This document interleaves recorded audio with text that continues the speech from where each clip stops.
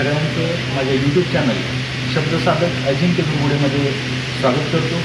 मित्रांनो, आज आपण क्रांतिज्योती सावित्रीबाई फुले यांचं जन्मगाव नायगाव, तालुका खंडाळा, जिल्हा सातारा या ठिकाणी आलेलो आहोत। आणि सावित्रीबाई फुलेंविषयी सांगायचं झालं तर दिनांक 3 जानेवारी 1831 रोजी नायगाव या ठिकाणी खंडोजी नेवसे पाटील आणि लक्ष्मीबाई नेवसे पाटील यांच्या पोटी सावित्रीबाईंचा जन्म झाला। 1840मध्ये त्यांचं ज्योतिराव फुले अर्थात महात्मा फुले यांच्यासोबत विवाह झाला आणि 1848मध्ये जसं की आपल्याला माहीत आहे, सावित्रीबाईंनी आणि ज्योतिरावांनी मिळून पुणे येथील भिडेवाड्यात मुलींसाठी पहिली शाळा सुरू केली। पहिल्या शिक्षिका, पहिल्या मुख्याध्यापिका म्हणून सावित्रीबाई फुले आपल्याला परिचित आहेत।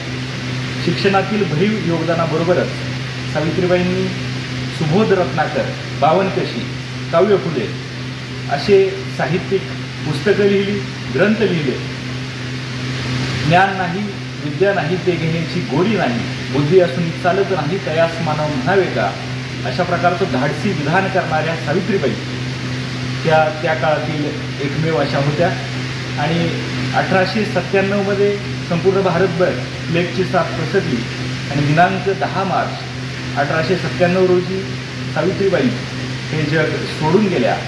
मात्र हे जग सोडून जाताना त्यांनी खूप काही कर्तृत्वाच्या बळावर गोष्टी करून ठेवल्या की ज्यामुळे आजही सावित्रीच्या लेखी शिकतायत आणि शिक्षणाची गंगा त्यांच्या घरादारापर्यंत पोहोचवण्याचं पवित्र काम सावित्रीबाईंनी केलं। तर त्यांच्याच नावाने असलेली ही शिल्पसृष्टी या ठिकाणी आपण पाहणार आहोत। चला तर मग।